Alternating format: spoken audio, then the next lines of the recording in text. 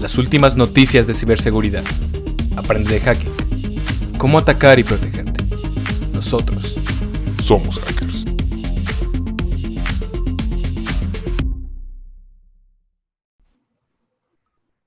Qué chulado. Y bueno, bienvenidos a hoy con el episodio número 6 de Somos Hackers. No, de hecho es el 6. Yo cometí un error ahí. Ok. En la descripción, sí, my bad, fue error mío. Este es el episodio 6. El 5 fue el pasado, que fue de cómo trabajar en ciberseguridad. Y bueno, el tema de hoy va a ser respuesta a incidentes. ¿Qué hacer una vez que ya fuiste una víctima? ¿No? Una vez que ya te hackearon, básicamente, ¿no? Ya te hackearon a lo mejor las cuentas, a lo mejor te hicieron un defacing, a lo mejor, no sé, te encriptaron tus archivos, a lo mejor te hicieron un DDoS, etcétera, ¿verdad? Puede ser como persona, puede ser como un negocio, pero el caso ahorita es qué haces, ¿no? Tú no eres un experto, tú fuiste atacado por un ruso, un chino o quién sabe quién. ¿Qué puedes hacer al respecto, no? Vamos a empezar por uno de los temas, por alguna forma de categorizarlo, ¿no? Vamos a hablar de ataques de ransomware, de phishing, de defacing, o sea, ataques de la reputación, filtración de información o espionaje, sabotaje o negación de servicio, que esto puede ser desde que te tumben la red o tu capacidad de producción, o que te tumben tu página, o tu, no sé, tu correo, lo que sea. Fraude financiero, que es algo que cada vez más está sucediendo últimamente. Y hackeo cuentas personales, ¿no? Esto más que nada vamos a enfocarlo a personas tipo influencers. ¿Qué pasó con lo de Twitter, por ejemplo? ¿Qué ha pasado con los hackeos a influencers en Instagram, en TikTok, etcétera? Y luego vamos a ver algunos otros temas, pero vamos a empezar con esto. Empecemos con ransomware. Veamos. Tú llegas a tu trabajo y de pronto, puff, ya no puedes entrar a tus archivos. ¿Por qué pasó? Sufriste un ataque de ransomware. ¿Qué es un ataque de ransomware? Esencialmente, entró un atacante malintencionado usualmente, y encriptó todos tus archivos. Tu sistema de facturación, tu sistema de pagos, tu sistema de compras, a lo mejor tu página, etcétera. Todo está encriptado. No puedes entrar a nada, ¿no? ¿Qué haces? A ver, aquí está con nosotros de invitado Luis Torres, experto en informática forense. Luis, ¿tú qué opinas? ¿Qué haces una vez que esto sucede? Ok, perfecto. Pues primero hay que recordar lo que es el primer objetivo primordial de lo que es una respuesta a incidentes. Lo primero que necesitamos saber o realizar es contener una amenaza. Okay, en este caso, el ransomware que ya está corriendo, necesitamos contener esa amenaza para posteriormente recuperarnos de este ataque. Okay.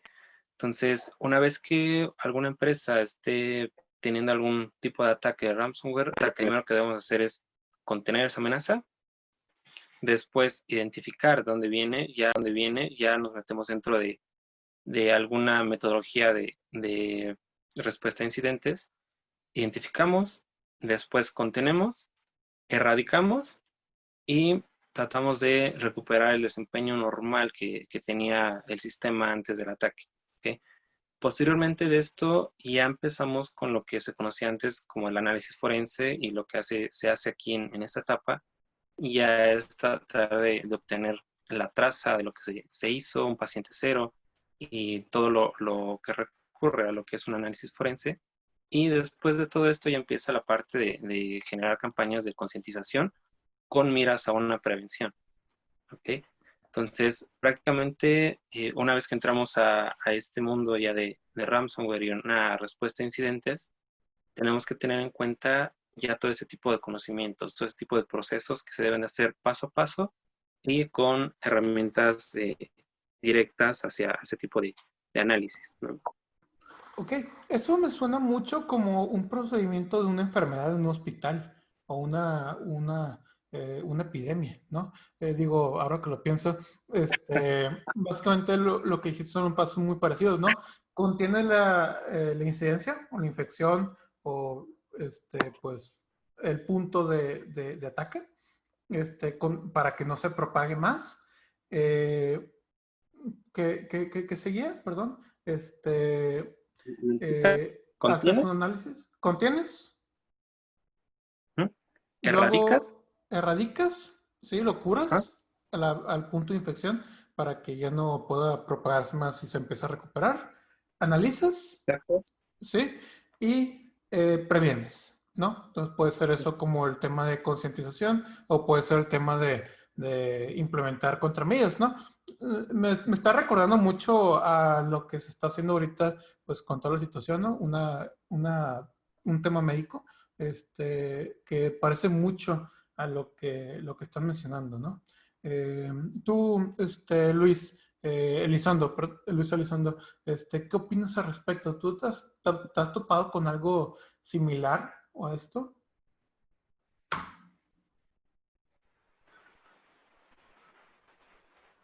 Luis. Bueno, ¿Sí? Mm. sí, ¿tú qué opinas de esto? ¿Tienes algo que agregar? ¿Qué te has topado en el campo? ¿Qué opinas de esto? Yo digo que lo que muchas veces falta en una organización son las políticas en cuanto a cómo responder a los incidentes presentados. Muchos sabemos, mucha gente de tecnología, estamos conscientes que existen pues, el riesgo de que un incidente se materialice, pero no siempre estamos, ¿cómo decirlo?, conscientes de qué es lo que debemos hacer una vez que el riesgo se materialice. Porque uno puede decir, sí, yo conozco un phishing, sé cómo funciona, pero a lo mejor no sabes cómo actuar ante uno. Para eso puede servir que tengas políticas en tu organización, ¿bien? Porque ya una vez, ya estando fuera de ataque, o sea, una vez que no te han atacado, si te pones a pensar qué es lo que harías ante una situación, vas a saber a manejar mejor esta situación. Es como una persona que nunca antes ha chocado con un carro, ¿bien?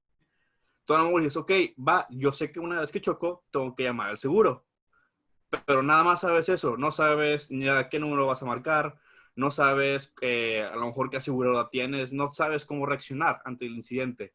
Mientras, si te pones a pensar antes de que ocurra el choque, qué es lo que vas a hacer, pues ya vas a poder reaccionar mucho mejor cuando el riesgo se materialice. Entonces, parte de lo que es muy importante que faltan la mayoría de las organizaciones son las políticas hacia todo esto.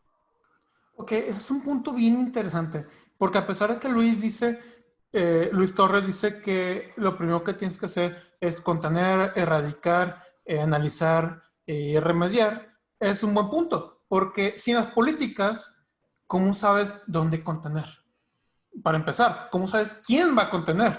¿No? No es lo mismo poner al becario a, pues, atacar una situación de un incidente que a poner no sé, al administrador, al contador o a un experto del tema, ¿no? Puede ser bastante diferente. Entonces, sí, antes de contener, antes de que siquiera suceda el suceso, tiene que haber un manual de acción, ¿no? Tienes que establecer qué se va a hacer, quién lo va a hacer y cómo lo va a hacer, ¿sí? Y eso es algo que muchas organizaciones no hacen y por eso son muy vulnerables, porque si lo comparamos con el tema médico, pues vas a un hospital y es claro que todos saben qué hacer, quién lo va a hacer y todo, porque han pasado años capacitándose para eso. Pero en el área de organizaciones, muchas veces hay un ataque y todos empiezan a correr en círculos.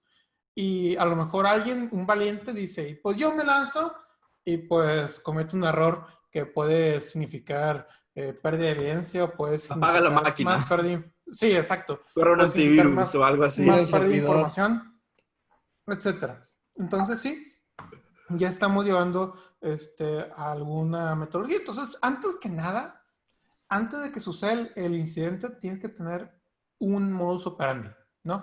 Una metodología. ¿Tú qué Incluso, opinas, Rodrigo? incluso yo me iría todavía más atrás.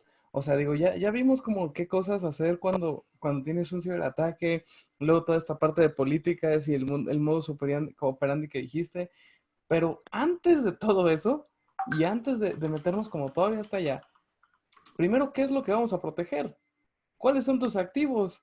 ¿Cuál es la información? ¿Qué cosas o qué datos son los que son confidenciales? Los niveles de confidencial, por lo tanto, niveles de protección. En general, ¿cuáles son las cosas que te preocupan y cuáles son las cosas que de verdad necesitas proteger ante un posible ataque? Y entonces ya tienes como todos los elementos para entonces ahora sí decir, ¿sabes qué? Voy a responder ante estos incidentes, ¿no? De que ya sé qué es lo que tengo que proteger, que es justamente esto de, ¿cómo se llama? Em, inventario de activos, Ujú. en donde ya tienes como de cuáles son las cosas que tienes que cuidar. Después tienes las políticas que te dicen cómo las tienes que cuidar y cómo vas a mantener esa seguridad y cómo vas a mantener que todo esté bien. Y finalmente ya vas a saber cómo accionar o cómo actuar ante diferentes situaciones de riesgo. Y entonces, o sea, esos literalmente tienen que ser como planes paso a pasito que digan qué es lo que tiene que hacer y no solamente una persona. A lo mejor qué tiene que hacer cada área o qué tiene que hacer cada persona. Por ejemplo, no es lo mismo que va a ser lo que va a ser el área de ventas que lo que va a ser el área técnica. La gente de tecnología va a estar como loca tratando de resolver todo, mientras que el área de ventas, a lo mejor la política lo que dice es, pues, apaga tu computadora y espera instrucciones, ¿no? Ok. Entonces, o sea, justamente Eso eso es lo que decía. es un muy buen punto. Tienes razón. Sí es importante hacer una política de respuesta a incidentes, pero estás completamente correcto. Si no tenemos una visibilidad de los activos que pueden ser atacados y también de los activos que pueden reaccionar, ¿eso qué significa? Que tienes que tener una visibilidad objetiva y actualizada de los objetivos que pueden ser atacados, como las computadoras, los servidores, las páginas web, las cuentas bancarias, etcétera, y una visibilidad objetiva y actualizada de las habilidades que pueden reaccionar, cómo pueden reaccionar, a qué acceso tiene y qué capacidades tiene. Entonces, rebobinando un poquito, tienes que primero hacer un inventario de activos para empezar a planear tu estrategia, luego hacer estrategia, ponerla en una política de reacción ante incidentes o de respuesta ante incidentes. Luego, con la política, una vez que sucede un incidente, que vaya, todos queremos pensar que nunca va a suceder un incidente, pero la realidad es que siempre sucede, ¿no? O sea, la ley de Murphy lo dice, si piensas que eres invencible, el universo te va a probar que no lo eres. Una vez que sucede un incidente, tienes que contener el incidente, purificar el incidente o repararlo, analizarlo y prevenirlo para que no pase otra vez o que no siga pasando, ¿no? ¿Ok? Entonces ya tenemos esta metodología. Ahora vamos a bajarla a un caso. Tú, Cristóbal, perdón, no te di la palabra. ¿Tú qué opinas del tema? ¿Tienes algo que agregar de tu punto de vista? Pues la verdad, yo creo que es solamente un concepto porque si bien sabemos que la mejor forma de pues, responder a un ataque es, digamos, de cierta forma prevenirlo o tener planes de contingencia muy robustos que puedan acatarse, yo creo que también es importante mencionar, digamos, el contener el hecho de que hubo un ataque, porque muchas veces existe el caso de que dentro de la organización, dentro de la empresa, dentro de lo que sea, existe un infiltrado que ha apoyado digamos, gestionar el ataque. Entonces, es importante contener la información del hecho de que hay un ataque para que no se entere la persona atacante de que la organización ya está enterada, ¿sabes? Digo, a fin y a cabo, cada empresa va a responder de diferentes formas, pero a mí me gustaría aterrizarlo mucho y creo que ya ibas en ese camino hacia las empresas que no necesariamente tienen un plan de contingencia, no necesariamente tienen un equipo de ciberseguridad on retainer 24/7. Entonces, para aquellas empresas que les cae un ataque y no tienen idea qué hacer, pues yo en mi experiencia propia, a lo mejor sería hablarle a una persona de análisis forense, lo cual sería Luis Ortiz. Pero ustedes así de pronto, ¿cómo lo verían? ¿qué le dirían a ese empresario que no tiene idea qué acaba de pasar? Sí, definitivamente ocupas un experto, ¿no? Es como en una epidemia, ¿qué es lo primero que haces? Le llamas a un doctor y lo segundo le llamas a un epidemiólogo, ¿no? Epidemiólogo, sí. Sí, me sorprende que Epidemiólogo. pueda, lo que sea, Epidemiólogo. lo que sea. Entonces, Epidemia. Epidemiólogo. pero el tiempo es algo bien importante aquí. Entonces, no necesariamente tienes que tener a un doctor on retainer, así como no tienes que tener a un experto informático on retainer necesariamente. Pero tienes que tener la habilidad de marcar a uno. Para eso sirven los seguros, por ejemplo. Por eso, si yo creo que la mayoría de las personas que están escuchando, si tienen un accidente de carro o si se caen, o no sé, se cortan, saben que pueden llamar a una ambulancia, va a tener acceso a un seguro, muy probablemente sea seguro social o sea un seguro privado, van a ir por ustedes en una ambulancia y van a darles pues un tratamiento de emergencia, ¿no? Es muy parecido en el tema de respuesta a incidentes. Tienes que tener algún tipo de servicio o acceso a algún, vamos a llamarle, activo estratégico para ayudarte a contener un incidente. Si no, va a ser casi imposible que los puedas contener. Y si lo puedes contener, va a suceder otra vez, ¿no? Porque, vaya, a todas las empresas, a casi todas les ha pasado algún incidente, ¿sí? Sepan o no lo sepan, ¿no? Vaya, puedes ver a Facebook, a Uber, a Hilton, a, no sé, Dropbox, Adobe, di la que quieras y casi todas las empresas grandes y pequeñas del mundo han sufrido algún incidente. Pero, la... si no tienes una forma de reaccionar entre eso, pues las pérdidas se van a elevar estratosféricamente y aparte va a volver a pasar, ¿no? O sea, pregúntale a Yahoo, que los hackearon, fue el hackeo más grande en ese momento, no sé qué tantos millones de usuarios. Luego un año después los hackearon otra vez. Y el año siguiente los hackearon otra vez. O sea, claramente no hubo una buena implementación de respuesta a incidentes que los hubiera ayudado potencialmente a que no volviera a pasar, que es algo muy importante, ¿no? Pero bueno, ya dejando claro la metodología, ahora quiero aterrizarlo a casos muy particulares. Vamos a imaginar que eres un administrador de una empresa, llegas a tu oficina y te das cuenta que todo está cifrado. Tienes un ransomware. Te cifraron tu sistema de facturación, te cifraron tu sistema de compras, tu sistema de pagos, tu sistema de nóminas. No puedes operar. Te están pidiendo un rescate. No sé, a lo mejor 10,000 pesos, a lo mejor 500,000 pesos. ¿Qué haces? ¿Qué es lo primero que haces? Vamos a imaginar como informático forense, te hablan y te dicen, oye, tengo este problema, está todo cifrado, somos una empresa, cada minuto que no estamos operando estamos perdiendo dinero, ocupo que esto se resuelva rápido, ¿no? Entonces ocupo un tema de continuación de negocio, no solamente respuesta a incidentes. ¿Tú qué haces, Luis Ortiz, si esto te pasa? Ok, bueno, dentro de todo esto, lo primero que debemos de conocer es que en la fase de un ataque, post-ataque, siempre hay alguien que entra en pánico, ¿ok? Siempre hay alguien que trata de resolver las cosas y sin una metodología correcta nos está echando a perder toda la evidencia, ¿ok?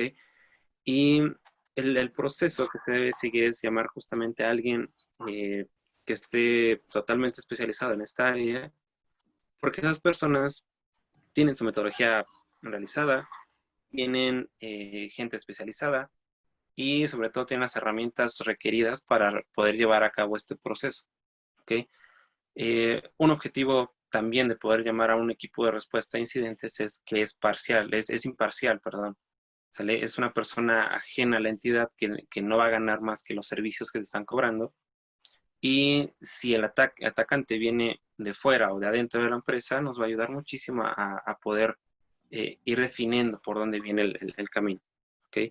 Entonces, ya teniendo este conocimiento previo, yo como administrador de alguna entidad, alguna red o algún sistema, mi primer paso es llamar a este equipo de respuesta a incidentes y a partir de ahí ya requeriría, si es una empresa grande, hay que tocar un punto muy importante aquí. La necesidad de tener un equipo de respuestas interno dentro de una empresa va a depender del riesgo de los activos que tú estás manejando. ¿Okay? Si tus activos son muy, muy críticos, llámese un banco, llámese un hospital, llámese sistemas de facturación, lo que ustedes vean como muy crítico, es muy necesario que tengan internamente un equipo de respuesta a incidentes. Pero siempre va dependiendo del grado de criticidad de los activos que manejas. ¿Okay? Entonces, poniéndonos en un esquema entre si se elabora en una empresa grande, normalmente deberíamos tener ya un equipo de respuesta a incidentes interno. ¿Okay? Esa es la estructura normal que se maneja. ¿Ok? Entonces, a partir de ahí, si eres una empresa pequeña, normalmente no vas a tener este equipo porque sale bastante caro mantener a tanto ingenieros como sistemas, como herramientas, como todo lo asociado a respuesta a incidentes. Pero sí el primer paso es conocer en dónde pueden llamar, a dónde se puede llamar. En ese caso contamos con CSIRTs o CERTs, que son las personas que nos pueden proporcionar ayuda en ese tipo de incidentes. ¿Okay? Básicamente el más común es un CERT, que es el que nos puede ayudar en ese tipo de cosas y por cuestiones de paga.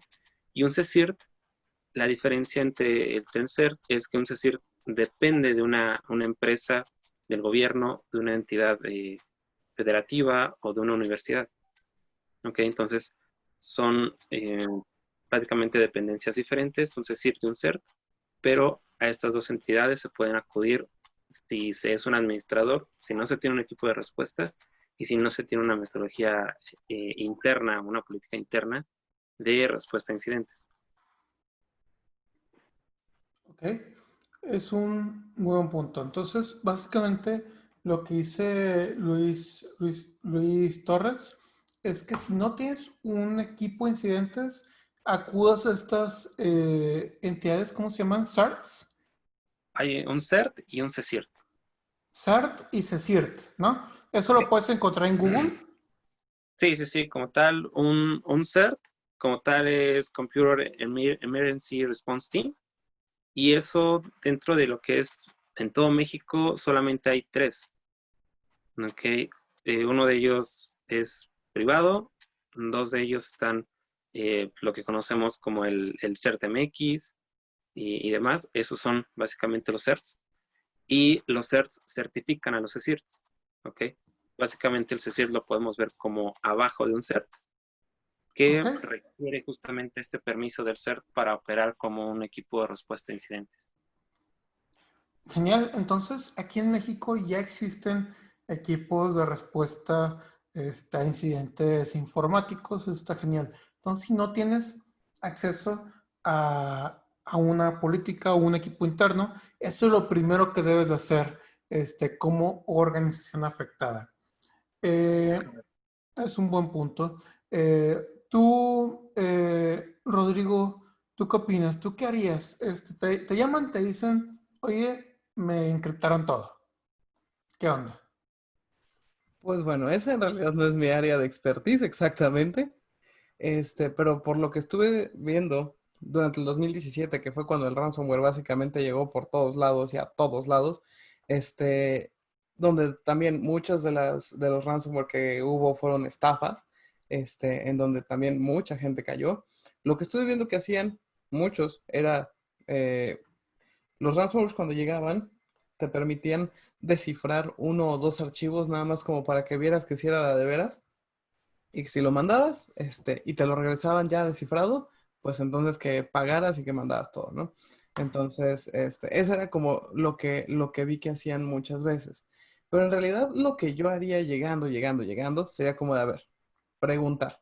Porque si bien no todas las empresas o no todas las organizaciones tienen equipos de seguridad o conocen esta información que nos acaba de dar Luis, que la verdad fue de bastante valor, este, incluso para nosotros creo que también fue como bastante interesante. Lo que yo haría sería preguntar y sería saber cómo de, oye, a ver, está bien, te llegó esto. ¿Tienes algún tipo de plan para poder resarcir esto? ¿No? Ok, bueno, vamos a hacer un plan en este instante, ¿no? Pero necesito tener información, como de, oye, ok, va, te llegó un ransomware. ¿Tienes respaldos? Sí. ¿Cuándo fue tu último respaldo? Ah, pues mi último respaldo fue ayer.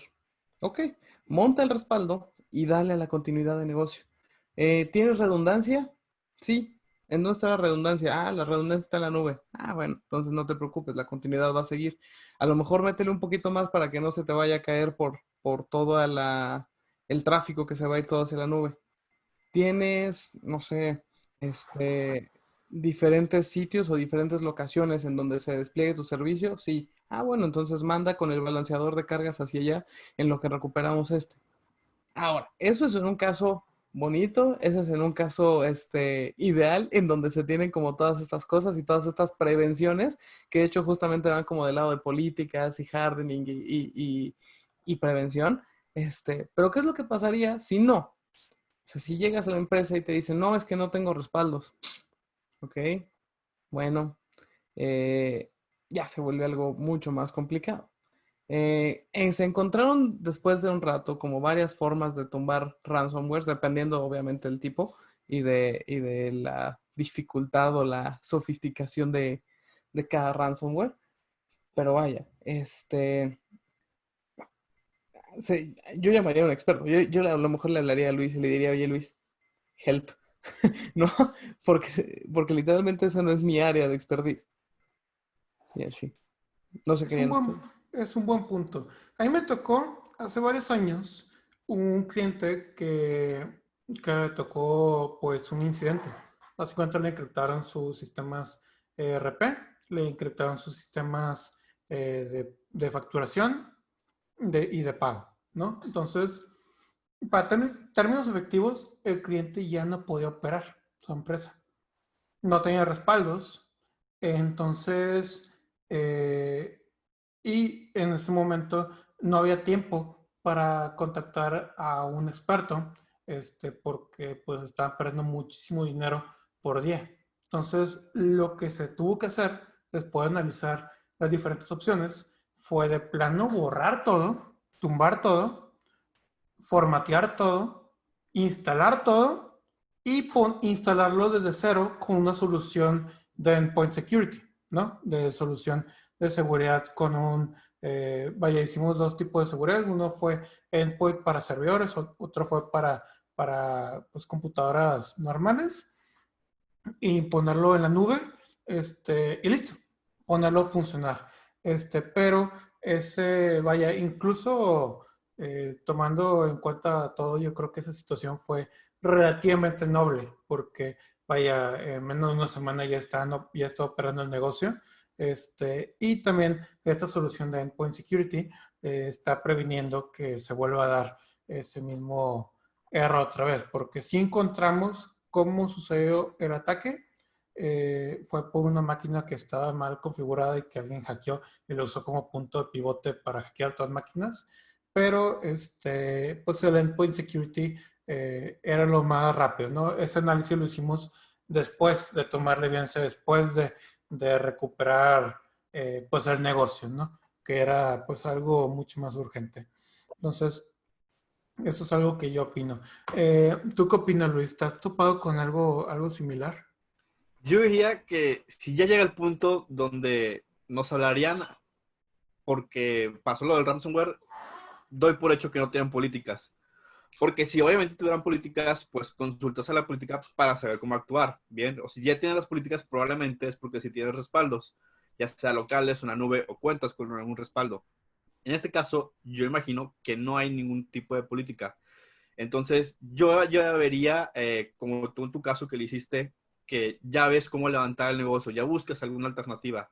¿Por qué? Porque pues lamentablemente la organización no está preparada para ese tipo de ataques. Entonces, si no estás preparado, lo mejor que puedes hacer, bueno, no es lo mejor, pero Lo ya único. como que, ajá, como ya lo desesperado, ya sería pues buscar alternativas para levantar el negocio. Y ahora sí, ya te pones a ver o ya les recomiendas sobre ponte el tiro, haz políticas, porque siguiendo las políticas, todo esto no pasa. Bueno, sí pasa, porque el ransomware te puede pasar, pero sabes cómo actuar, sabes que ahí tienes los respaldos y ya nada más, pues, en lo que te tardes en restablecer el servicio.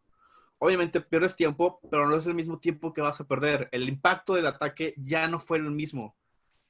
Entonces, en mi Sí, caso, creo que yo haría esto. sí, eso es Hablando correcto, del ransomware. porque además el cliente que les mencionó nos contactó ya como 1 o 2 semanas después de que sucedió un ataque. O sea, ya había perdido mucho dinero porque simplemente no habían sabido qué hablarle, ¿no? Literal me llegó la llamada en la tarde, oye, tenemos X tiempo sin operar, por esto. No sabemos qué hacer, no sabemos cómo recuperar.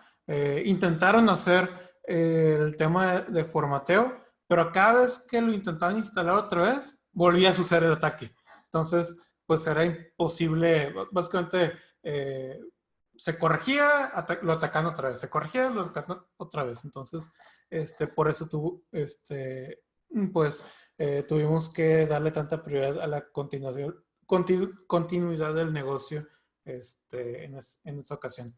¿Tú tienes algún comentario, Cristóbal?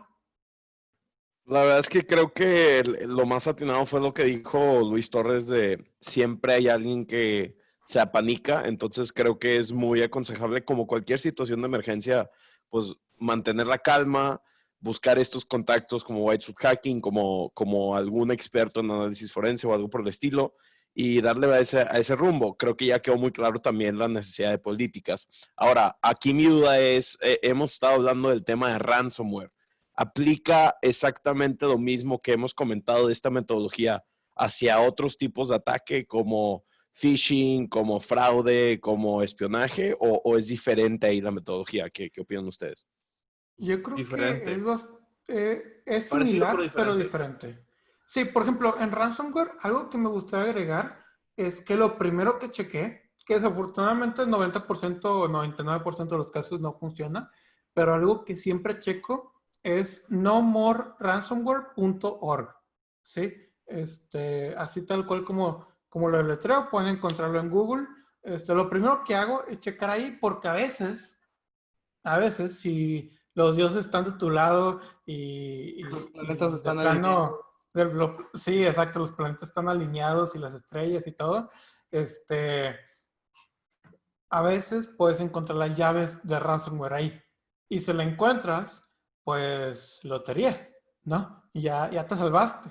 Y ahora ya puedes pasar de la etapa de, de contingencia a la etapa de depuración, de restauración del negocio y ya a prevención, ¿no? Ya te aceleró bastante. Pero claro, esto no lo menciono tanto porque 99% de los casos no es tan fácil y los 99% de los casos no va a funcionar, pero sí hay uno que otro caso que funciona, ¿no? Y te digo, si te llega a funcionar es porque de plano tienes suerte, ¿no?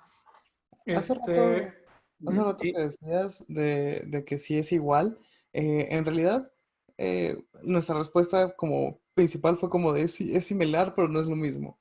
Y es que en general creo que todas las respuestas a incidentes llevan como un proceso de pasos por hacer, aunque per se la operación de cada uno de esos pasos o las acciones específicas de cada uno de esos pasos no son las mismas. O sea, si bien primero haces los pasos que decía hace rato Luis, este, de que primero analizas y luego ves qué se hace y luego tomas acciones y demás, esos pasos son como las cosas generales que tienes que hacer, pero el cómo las hagas es la parte diferente y es la parte que en realidad va a hacer la diferencia entre cómo responder ante un tipo de ataque u otro.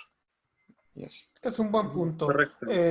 La metodología es relativamente similar, pero no vas a actuar igual con una persona que a lo mejor se accidentó en una moto que con una persona que le dio malaria, ¿cierto? O una persona que tuvo un ataque al corazón. Son procedimientos muy diferentes, pero la metodología puede ser, puede ser similar, ¿no? Tienes que diagnosticar primero, tienes que hacer un plan primero, tienes que depurar primero, ¿no? Contener y luego ya te pones a recuperar y prevenir, ¿no? Es que es Ahora, correcto. Una vámonos a... pequeña Ah, sí, perdón, dale. adición a esa parte. Sí, como mencionan, tenemos siempre una base, una metodología base. Son básicamente los mismos pasos, pero se tienen que adaptar. Esa es básicamente el trabajo de un analista forense, el adaptar esta metodología a diferentes escenarios. ¿Ok? Sí, hacemos casi las mismas fases con diferentes herramientas o en diferentes entornos. ¿Ok? Recordando que todo esto, lo que está pasando del análisis forense, es solamente una pequeña fase de la respuesta a incidentes. ¿Ok? Lo podemos ver como que está contenido dentro de la respuesta a incidentes. ¿Sale? Y el análisis forense viene desde 1988, a partir de un ataque con un gusano que se llamaba Morris. Se generó ese tipo de un ataque a casi 6,000 activos y demás. A partir de ahí se empieza a mirar hacia el por qué no hacer un análisis forense como tal, ¿no? Se empieza a meter un poco más de información, un poco más de procesos, de herramientas y demás hasta llegar a los 2000. Llega como un análisis forense y de la diferencia entre los 80s y los 2000s y sobre todo los 2010, ahí ya hay una diferencia. Antes había un ataque y era muy específico o era muy general, ¿no? Un virus o un gusano para todo el mundo y eso te llamaba mucho, ¿no? Era el mismo gusano en diferentes lugares. Ahora, llegando a los 2000 ya no.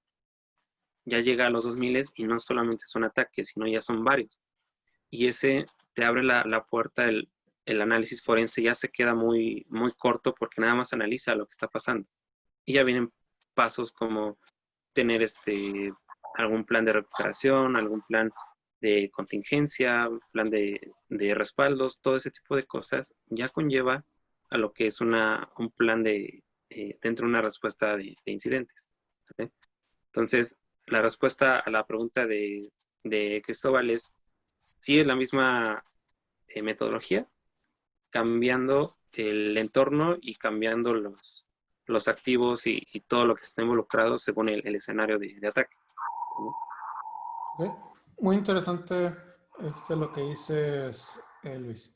Pero bueno, ya que tocamos ransomware, uno de los ataques o incidentes más comunes en las organizaciones, me gustaría tocar algunos otros. Empecemos con filtración de información, que es algo muy común también. ¿Qué pasa cuando te enteras que te hackearon? Que ya te robaron la base de datos de usuarios, a lo mejor, ya te robaron no sé, tu tecnología, o ya te robaron los datos de tarjeta de crédito de tus clientes, ¿no?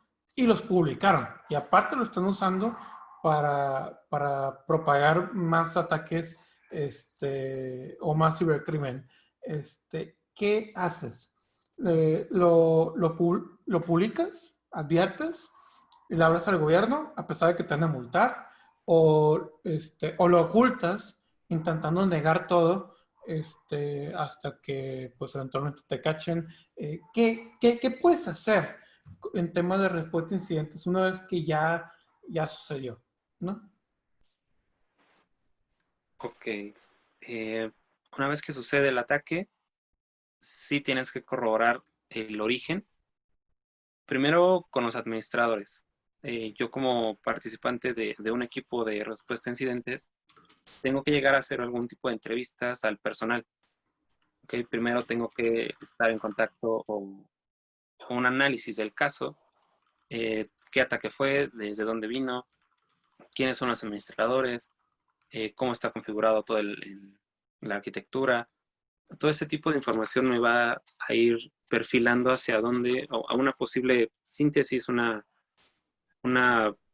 posible, prácticamente premisa de lo que pudo haber generado, lo que se pudo haber generado, ¿sale? Por dónde pudo haber entrado.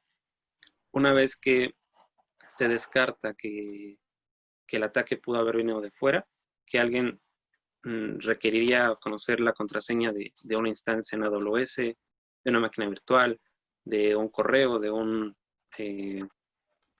portal, del Active Directory o algo similar, tengo que empezar a descartar los vectores de ataque. Si fue por correo, si fue por un phishing en la página, si fue cualquier otro tipo de actividad. Si es todo esto, no hay ningún tipo de problemas analizando logs, analizando los correos, analizando cabeceras y todo ese tipo de cosas, entonces nos vamos al entorno interno, ¿vale?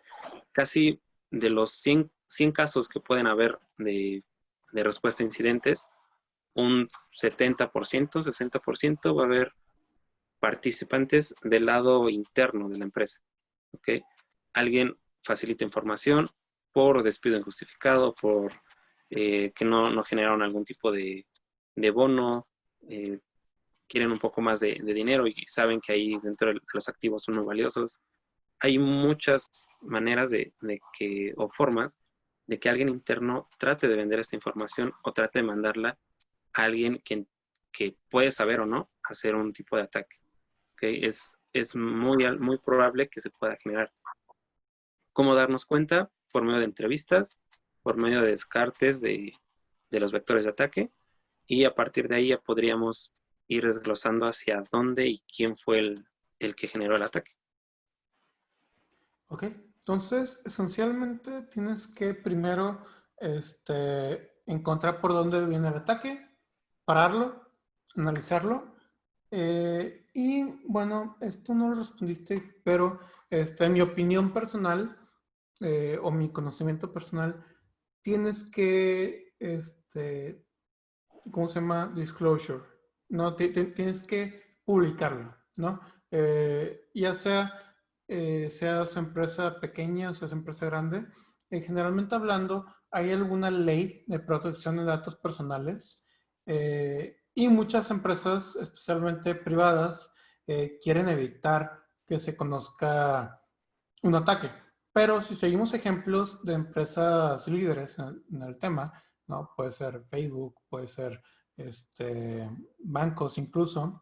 Generalmente hablando, la mejor respuesta públicamente vista, porque esto va a afectar a la reputación definitivamente, pero la respuesta mejor vista es admitir un error, admitir cómo fue el ataque y publicar qué se está haciendo, ¿no? O qué se hizo ya para mitigar el ataque y cómo se va a mitigar el alcance de los daños que se puede hacer a los usuarios afectados, ¿no? Porque aquí algo importante es que cuando hay filtración de información, muy probablemente hay involucrados externos de la empresa que van a ser afectados, ¿no? O sea, clientes probablemente, o usuarios de alguna aplicación, ¿no? Digo, si ustedes son parte de una organización, digamos, bancaria o una organización que vende ropa, va a tener clientes y van a tener información de los clientes y esta información se puede utilizar para temas de cibercrimen, ¿no? A esto le pasó a Forever 21, por ejemplo, esto le pasó a Archie Mason, esto le pasó a los hoteles, ¿quiénes? Harriot. Sí, los Harriot, perdón. A los Harriot les pasó, y hay muchas otras, ¿no? Vaya, hasta banco les ha pasado, ¿no? Y bueno. ¿Tú qué opinas al respecto, Rodrigo? Listo. Se me vino no estaba. Al respecto de... de qué hacer cuando hay una filtración de información, particularmente que afecta a tus usuarios. Primero que nada tienes que avisarles. Eso es algo que de hecho no solamente es una cosa como por atención a los usuarios, sino que de hecho en algunos países es algo, algo legal. O sea, si tú sufres de un ataque informático, tú tienes que avisar a las personas afectadas que fueron fuera fuera de tu organización e incluso dentro, que fueron atacados y que muy posiblemente su información está expuesta ante pues el mundo, ¿no? Ante el Internet. Este, eso es lo primero que yo haría. Después sería tratar de verificar si esa información en realidad es mía, porque muchas veces se ha visto que ese tipo de filtraciones o que ese tipo de noticias de filtración son falsas y son solamente para afectar a algún tipo de organización. Por ejemplo, si ahorita saliera un artículo en donde quieras que dijera que el gobierno perdió los datos del SAT de todo el mundo, a pesar de que no fuera cierto, sería un tema que se viralizaría muy fácil, muy rápido y que le afectaría de forma muy fuerte a las diferentes entidades de gobierno, ¿no? Eso pensando en alguna. Eso se puede aplicar también en empresas y en diferentes organizaciones. Entonces, yo trataría de verificar que en realidad esa información que está pública, pues que sí sea mía, que sí sea verídica, y en caso de que no, pues tratar de contrarrestar esa noticia. Ahora, en el momento en el que la información deja de ser mía y pasa a ser de dominio público casi casi, y entonces está expuesta básicamente al acceso o al alcance de quien sea o de casi quien sea, em, lo que yo haría sería tomar mis planes de contingencia, este, para tratar de que, a pesar de que esa información está fuera o está mm, expuesta, lo podamos reducir o podamos mitigar lo más posible lo que nos pueda pasar. Por ejemplo, si esa información de nuestros usuarios, van contraseñas, porque por alguna razón guardaste en base de datos las contraseñas, bueno, pues entonces hago una política, una campaña a que a todos mis usuarios cambien sus contraseñas, ¿no?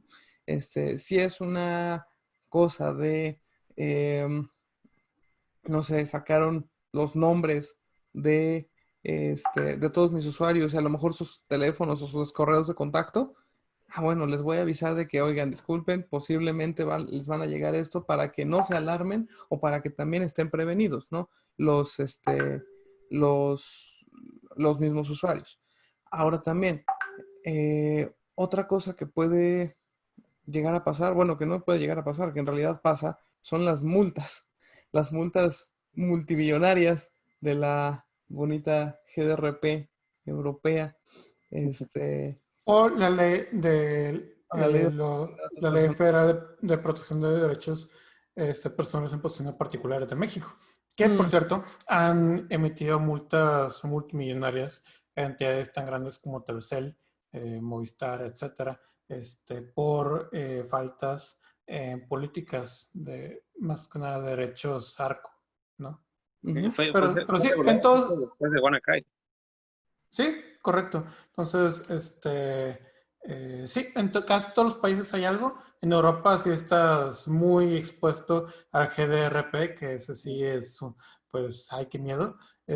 Pero si eres latinoamericano no estás exento de tener buenas prácticas de seguridad de tus usuarios. Como No, que y ya que te pueden incluso meter multas. aunque seas latinoamericano, si tienes algo que esté funcionando en Europa, te tienes que Si tienes, apegar. eso es cierto.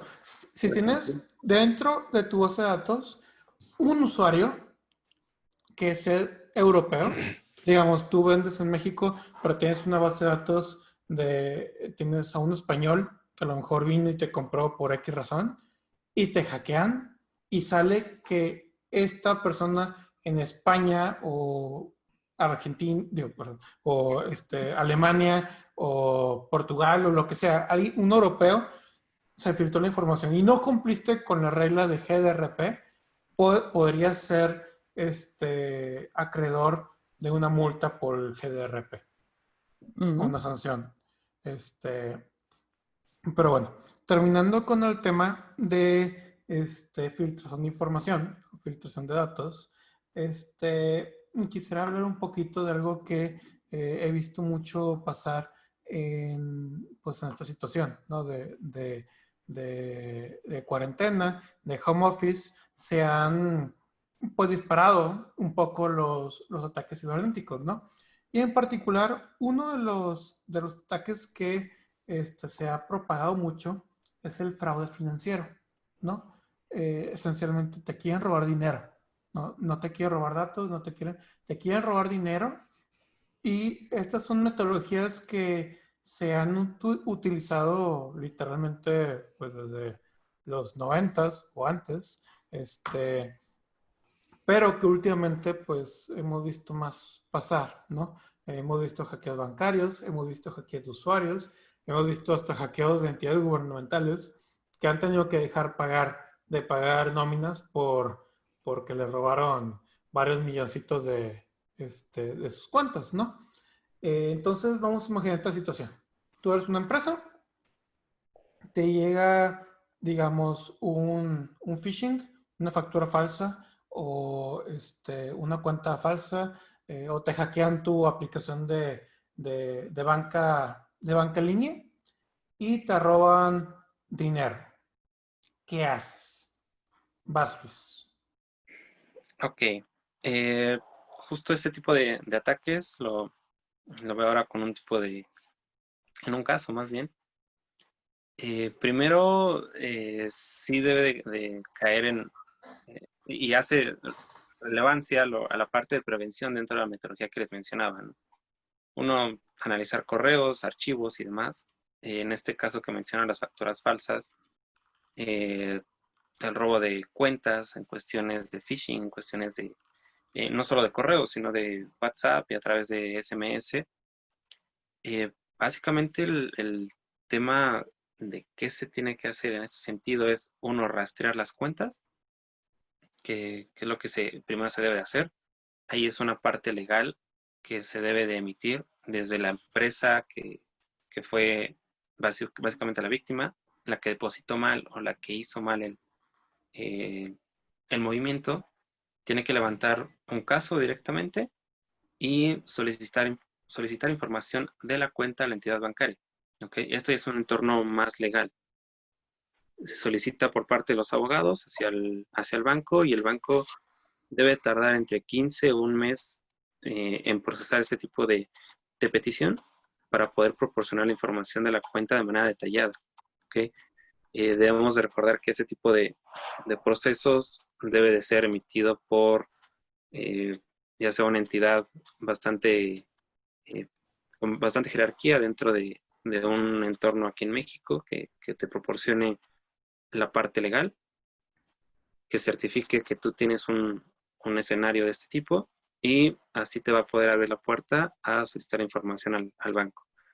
Si eres una persona física, se complica un poco más, pero si hacen algún tipo de transacción con tu tarjeta, sí puedes hacer algún tipo de solicitud al banco de que esa transferencia tú no la hiciste, no la reconoces, y se hace el tipo de reembolso dependiendo de los datos que tú estés dando, ¿no? Entonces, los dos escenarios están ahí: por empresa, entorno legal, y de persona física, acudes a tu banco y das toda la información de depósitos, compras, fechas y tu cuenta que estás usando, ¿vale? Son estos dos escenarios que veo. Ok, entonces, esencialmente, si eres una persona física, preocúpate, pero no te preocupes tanto. Si fuiste víctima de un fraude financiero por medio de tarjeta de crédito o tarjeta de débito, muy probablemente tu banco te proteja. Si fuiste víctima de una estafa, digamos, depositaste en Oxxo a alguien que te prometió hackear el Face de tu novia y ya no te contestó, o que te vendió una Mac Pro 2030 a 2,000 pesos, pues ahí sí, pues ya no tuviste mucha suerte. Yo creo que ya no tienes mucho que hacer, simplemente analízalo y evita errores futuros. Si eres una organización que sufrió una estafa, que hizo una transferencia que le robaron en su tarjeta de crédito dinero, en su tarjeta de débito, en su banca digital, es muy importante que no haga nada antes de consultar a un experto, antes de consultar a un abogado o algún consultor, dígase el banco o un consultor forense, lo que sea. Luego de eso, tienes que recopilar la evidencia y presentarla como debe ser, ¿no? En cierto formato,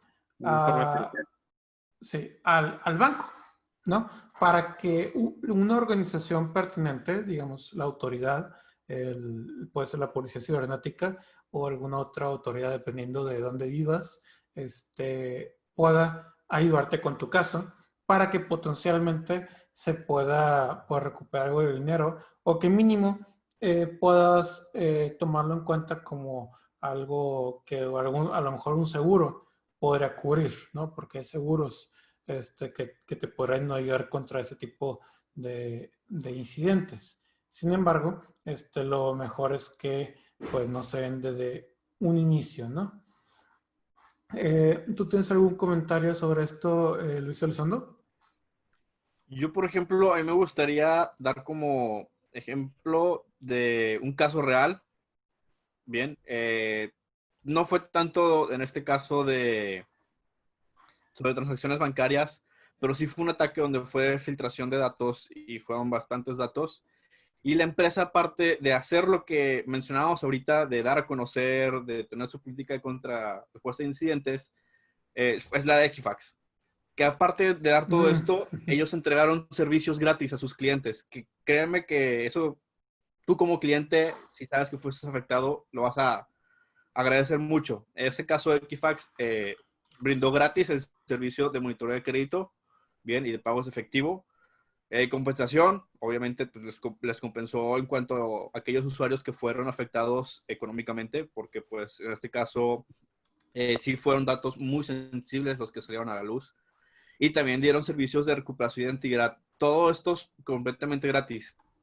Entonces también como organización, el parecer calmado, el parecer que sabes bien lo que estás haciendo, lo van a agradecer muchos los clientes. Y obviamente en todo ataque, tu reputación es dañada. Pero si diste una buena imagen a cómo respondiste al incidente, ya sea el incidente que tengas, ya sea un ataque interno, ya sea una mala transacción, ya sea una filtración de datos, créeme que va a hablar bien de ti. Es un buen punto. ¿Cómo reaccionas? Y la imagen que das a tus clientes podría ahorrarte más dinero de lo que piensas, ¿no? Las multas no te las vas a ahorrar. El daño reputacional, sin embargo, sí te lo puedes ahorrar a cierto grado, ¿no? Vas a tener un daño, eso sí es independiente, definitivamente, fuiste víctima de un ataque, pero a largo plazo tu daño reputacional puede ser contenido y las acciones que hagas después de un incidente van a determinar esto. Ahora, para quienes no saben, Equifax es una entidad financiera en Estados Unidos, bueno, no, perdón, en Inglaterra, ¿no? Era Equifax. Es una empresa enorme y se filtraron datos muy sensibles financieros como historial crediticio, calificación crediticia, etcétera, que podrían afectar a muchos usuarios. Y bueno, como último, solo quiero mencionar rápido hackeos personales, ¿no? Ahora sí quiero hablar de hackeos de tu Instagram, hackeos de tu Twitter, hackeos de tu YouTube, ¿no? Específicamente de los influencers, ¿no? Entonces, me pasó hace poco una conocida, o conocida de un conocido, más bien, que es influencer, ¿no? Es una modelo en Instagram y tenía muchos seguidores, más de 100,000 o 200,000, no sé cuántos, y le hackearon su Instagram. Le cambió la contraseña, le cambiaron el correo y simplemente no había forma de recuperarlo. Entonces, ¿qué pueden hacer al respecto? ¿No? O, por ejemplo, ¿qué tal el hackeo a Twitter? ¿No? Que alguien puede hacer robo de identidad de una persona simplemente robando sus redes sociales como Twitter o LinkedIn o Instagram o Facebook, ¿no? Y puede utilizarlo para un crimen y qué tan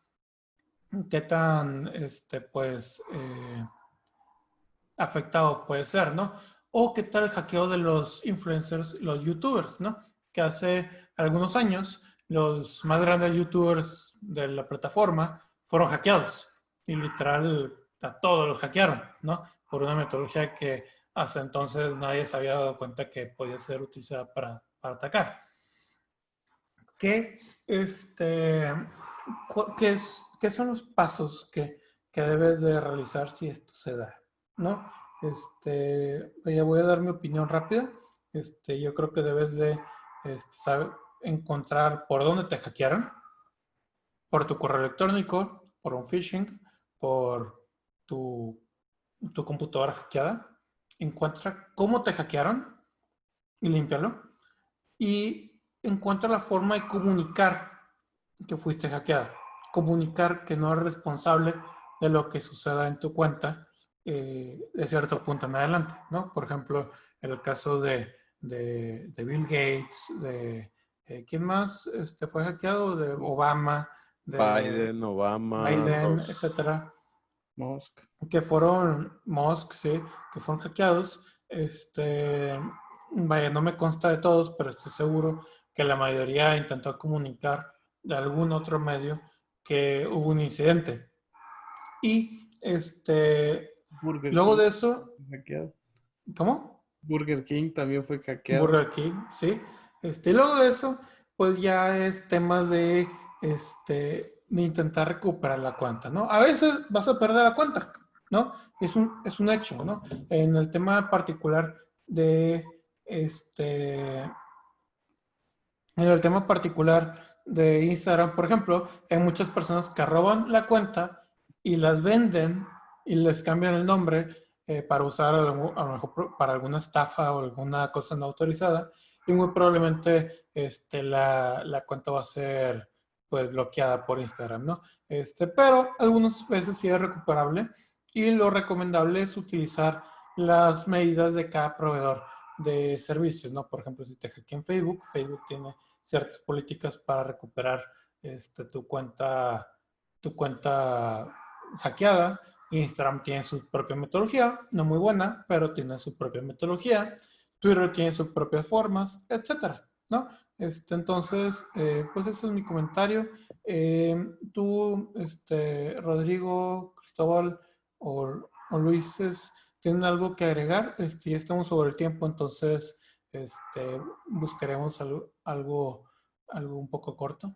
Aquí digo, en realidad, más allá de saber cómo, saber de dónde te atacaron, porque posiblemente si supieras cómo encontrar por dónde te atacaron, no te hubieran hackeado, sería en general como tener las mejores prácticas y recomendaciones de protección, ¿no? Como fíjate mucho en los detalles, si estás entrando a una página y vas a hacer login, ve que la página sea la página y que no sea como algún, dominio raro, no guardes tus contraseñas, no las apuntes en un papelito y las tengas encima de tu computadora, eso no es exactamente la mejor protección.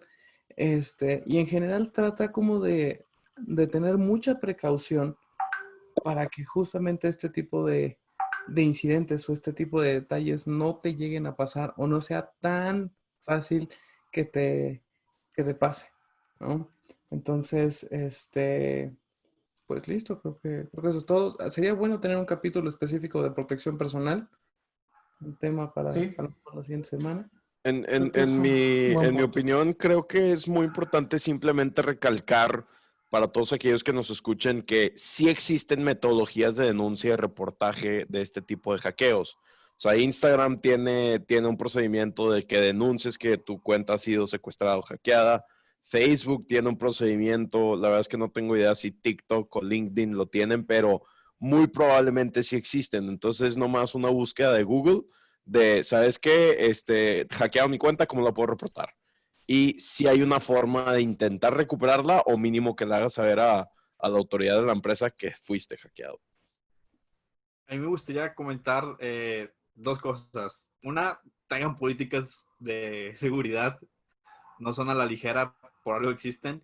Y la otra es que mucha gente, de lo que acaba de comentar Cristóbal, mucha gente piensa que por ser México, que por ser tercer mundo, no tenemos todas estas herramientas, no tenemos estas organizaciones que nos ayudan a saber cómo enfrentar estos riesgos o si hay leyes que protegen contra todo esto. Y la verdad es que sí, créanme que hay leyes que se encargan de saber orientarnos, saber cómo aplicar todos estos tipos de incidentes en el ámbito informático.